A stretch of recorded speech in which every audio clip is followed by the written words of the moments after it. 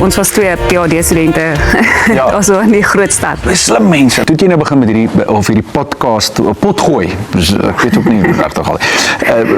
Oor my volk.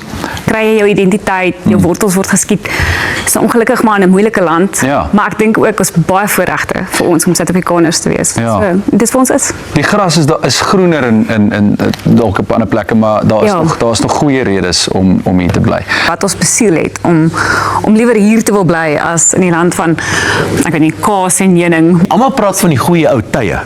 En dit is so, Suid-Afrika het die afgelope tyd baie agteruit gegaan. Mense kan op verskeie vlakke dit sien, mense kan op verskeie stelle syfers dit sien, by verskillende veranderlikes kan mense sien, sonder twyfel is Suid-Afrika baie agteruit gegaan. Maar oor die algemeen het die mensdom die afgelope tyd ongekende vordering gemaak op 'n verskeidenheid van vlakke. So ek is self 'n mikro-ekonoom, so moet my vra oor inflasie en goed, maar ek kan vir jou sê hoe lyk die gesin en hoe hulle besluite neem binne die gesin. So dit verseker, al hierdie goeders is interconnected. Dis hoekom ons verras is om te sien dat iets soos stunting, kinders wat tekort is vir hulle ouderdom, tog lyk asof daar 'n oorsaak is van vullis af.